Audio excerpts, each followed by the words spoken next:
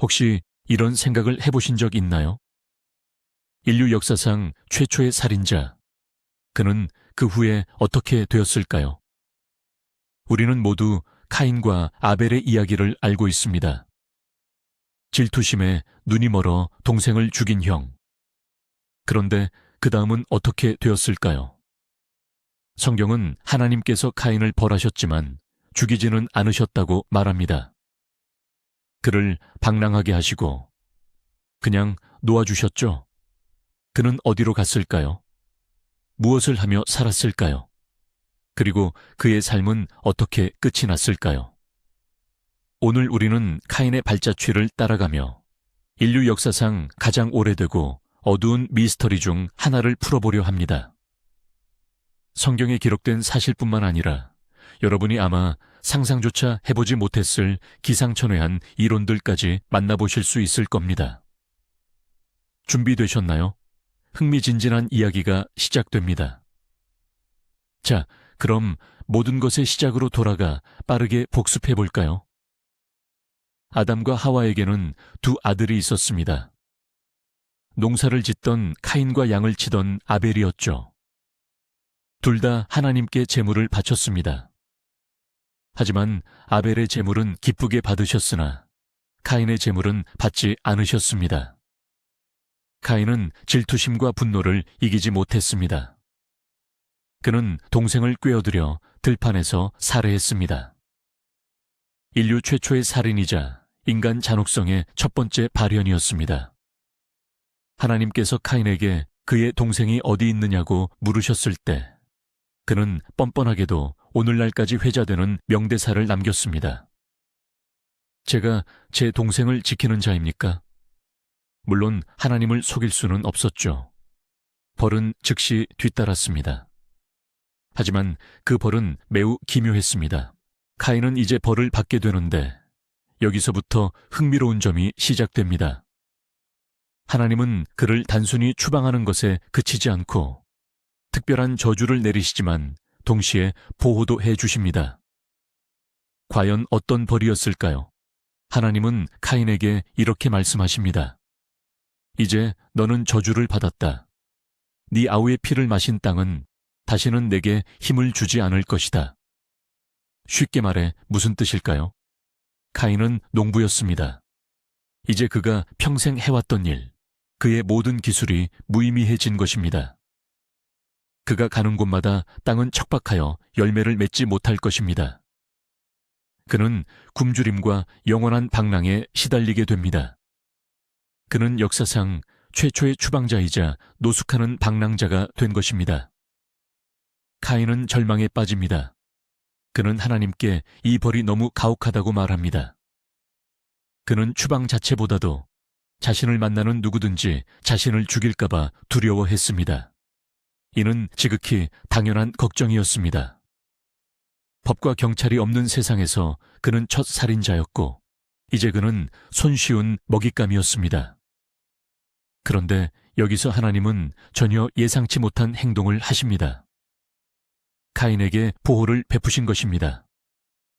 하나님은 카인을 죽이는 자는 누구든지 7배로 보복을 받을 것이라고 말씀하십니다. 그리고 모두가 이를 알도록 하나님은 카인에게 표를 주셨습니다. 이제 유명한 카인의 표에 대해 이야기해 볼 차례입니다. 이 말을 들으면 무엇이 떠오르시나요? 아마 이마의 흉터나 뜨겁게 달군 낙인, 혹은 드라마에 나오는 마법 문신 같은 것을 상상하실 겁니다. 대중문화는 이런 이미지를 우리의 머릿속에 깊이 각인시켰죠. 하지만 실제로는 전혀 달랐을 가능성이 높습니다. 사실 히브리어 원문에는 오트라는 단어가 사용되는데 이는 표시나 징표로 번역됩니다. 반드시 몸에 나타나는 물리적인 형태일 필요는 없습니다. 특별한 제스처나 말, 혹은 공격자를 물리치는 보이지 않는 신성한 아우라였을 수도 있습니다. 일부 신학자들은 이것이 단순히 하나님이 카인에게 주신 약속이며 그를 해치려던 모든 사람에게 어떤 식으로든 영향을 미쳤다고 봅니다. 다시 말해 카인의 표는 수치의 낙인이 아니라 오히려 신성한 보호의 징표였던 것입니다. 역설적이지 않나요? 카인은 영원한 방랑자로 저주받았지만 동시에 신성한 증인 보호 프로그램 아래 있었던 셈입니다. 아무도 그를 죽일 수 없었습니다. 그리고 그는 이처럼 기묘하고 이중적인 운명을 안고 에덴 동쪽으로 자신의 여정을 떠났습니다. 그리하여 우리의 추방자, 신의 저주를 받았지만 동시에 신의 보호를 받는 그는 에덴 동쪽으로 떠납니다. 성경은 그가 놋 땅에 정착했다고 전합니다. 참고로 놋이라는 단어 자체는 고대 히브리어로 방랑 또는 유랑을 의미합니다. 즉, 특정한 지역의 이름이라기보다는 그의 상태를 묘사하는 표현입니다. 그는 방랑의 땅에 정착한 셈이죠. 그런데 성경은 우리에게 수천 년 동안이나 많은 독자들을 혼란스럽게 만든 한 구절을 던져줍니다. 인용하자면 가인이 그의 아내와 동침하니 그가 임신하여 에녹을 낳은지라. 잠시만요. 도대체 어떤 아내요? 그 아내는 어디서 나타났을까요? 가장 단순한 연대기를 따르면 이 시점에서 지구상에는 아담, 하와 그리고 가인 자신뿐이어야 했습니다. 그가 이 황량한 땅에서 누구를 만났을까요? 혹시 다른 사람들이 이미 살고 있었던 걸까요? 이 질문은 두 가지 주요 이론을 낳았는데 둘 다 나름대로 흥미롭습니다. 첫 번째이자 가장 공식적인 신학적 견해는 가인이 자신의 누이 중 한 명과 결혼했다는 것입니다. 네, 우리 현대의 기준으로 보면 솔직히 말해서 매우 이상하고 잘못된 일처럼 들립니다. 하지만 맥락을 이해할 필요가 있습니다. 인류 역사의 아주 초기, 인구가 극히 적었을 때 근친혼은 종족을 이어갈 유일한 방법이었습니다. 이에 대한 금지는 훨씬 후에 모세의 율법에 등장하게 됩니다.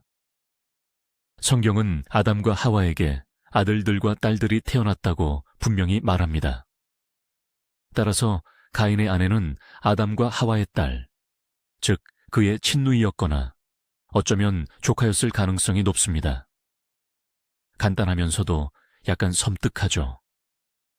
하지만 또 다른 훨씬 더 과감한 이론도 있습니다. 이것은 바로 프리아다마이트 피리 아담아이테스 가설입니다. 이 가설에 따르면 아담과 하와는 애초에 지구상 최초의 인류가 아니었습니다. 그들은 단지 특정 인류의 조상이었을 뿐입니다. 훗날 유대 민족이 나오게 될 바로 그 계보의 조상이었죠. 놋 땅과 다른 지역에는 이미 하나님이 이전에 창조하신 다른 부족들, 다른 사람들이 살고 있었다는 것입니다. 그리고 가인은 그 부족들 중 한 곳에서 아내를 찾은 것이죠. 이 이론은 대부분의 교회에서 인정되지는 않지만 가인의 아내와 그가 건설할 도시의 인구에 대한 미스터리를 우아하게 해결해 줍니다. 다음으로 영원히 떠도는 외로운 존재라는 이미지와는 전혀 다르게 가인은 매우 놀랍고 얼핏 보기엔 비논리적인 행동을 합니다. 그에게 에녹이라는 아들이 태어납니다. 불모의 땅에서 저주받아 영원히 떠돌아야 할 리가 과연 무엇을 했을까요? 그는 도시를 건설합니다. 인류 역사상 최초의 도시를요. 그리고 그 도시의 이름을 아들의 이름을 따서 에녹이라고 짓습니다. 잠깐만요. 이 대목을 곱씹어 볼 필요가 있습니다. 하나님께서 너는 땅에서 유리하는 자가 될 것이다 라고 분명히 말씀하셨던 그 사람이 도시를 건설하다니요. 도시는 안정과 정착, 공동체의 상징입니다. 이것은 방랑과는 정반대되는 개념이죠. 대체 어떻게 된 일일까요? 여기에는 몇 가지 해석이 있습니다. 가장 극적인 첫 번째 해석은 이것이 신에 대한 도전이자 불복종의 행위였다는 것입니다. 마치 카인이 내게 영원히 떠돌라고 저주했는가?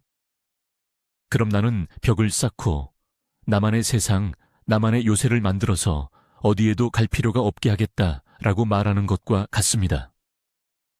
이것은 인간이 자신의 힘으로 신의 저주를 극복하려는 시도입니다.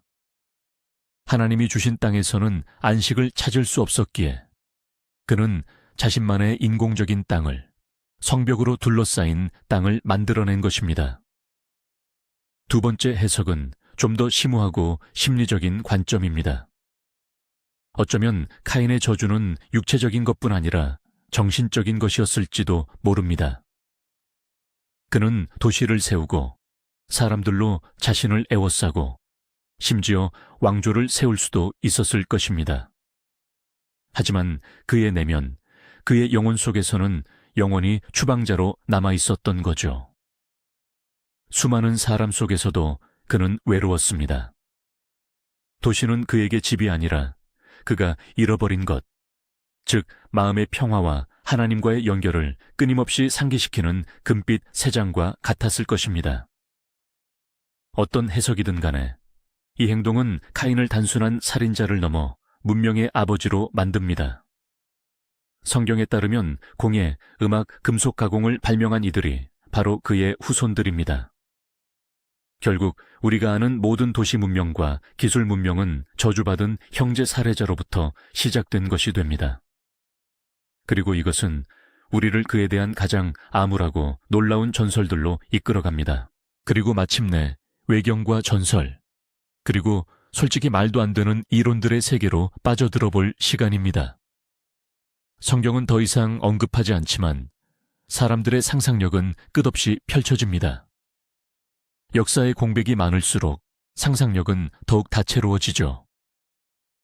자, 이제 가장 유명하고 충격적인 이론을 소개합니다.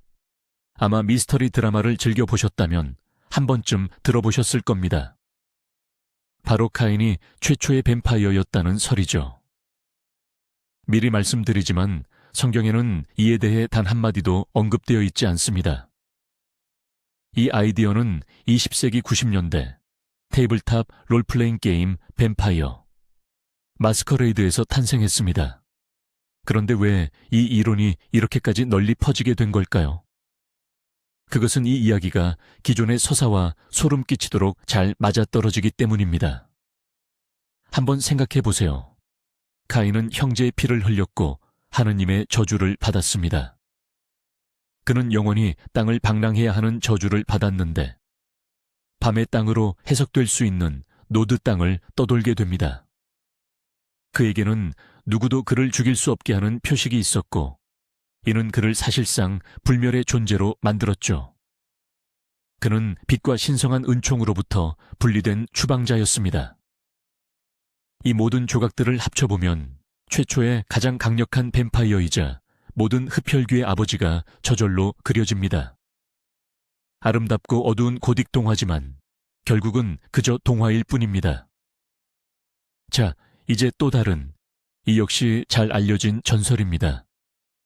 이 전설은 카인이 과연 어떻게 죽었는지에 대한 질문에 답하려 합니다. 이것은 그의 7대 손인 라멕이라는 인물에 대한 이야기입니다. 이 라멕은 사냥꾼이었는데 나이가 들어 눈이 멀었습니다. 어느 날 그는 사냥을 나갔고 어린 길잡이가 그의 손을 잡고 이끌었습니다. 갑자기 길잡이가 숲을 속에서 무언가 움직이는 것을 보고 라멕에게 활을 쏘라고 외쳤습니다. 라멕은 활을 당겨 닥치는 대로 쏘았습니다. 화살은 목표물에 명중했습니다. 그들이 다가가 보니 라멕은 경악스럽게도 자신의 선조인 카인을 죽인 것이었습니다. 카인은 이미 쇠약한 노인이 되어 있었습니다. 자신이 저지른 일을 깨달은 라멕은 분노와 절망 속에서 길잡이를 때려 그 역시 죽였습니다. 이 전설에는 무서운 아이러니가 있습니다. 하느님께 의해 외부인의 복수로부터 보호받던 카인이 결국 자신의 후손의 우연한 손에 의해 쓰러졌다는 것이죠. 뱀파이어 이야기부터 사냥 중 우발적인 죽음에 이르는 이 모든 이야기들은 성경이 남긴 공백을 채우려는 시도입니다. 이는 최초의 살인자라는 이미지가 사람들의 마음을 얼마나 강하게 뒤흔들었는지를 보여줍니다. 하지만 그의 이야기의 진짜 성경적 결말은 훨씬 더 거대하고 최종적이었습니다. 그렇다면 그의 이야기는 정말 어떻게 끝났을까요? 성경은 카인 자신이 언제, 어떻게 죽었는지에 대해 명확히 말해주지 않습니다. 성경 어디에도 카인은 몇 살에 죽었다는 기록은 찾아볼 수 없습니다. 그의 개인적인 운명은 그저 거기서 끊겨버립니다. 그리고 하나의 거대한 사건이 없었다면 이야기는 거기서 끝났을지도 모릅니다. 하지만 성경은 그의 모든 후손의 운명에 대해 이야기합니다.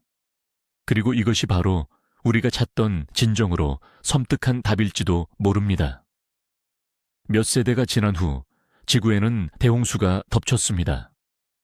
바로 노아의 방주 이야기로 우리에게 익숙한 그 대홍수 말이죠.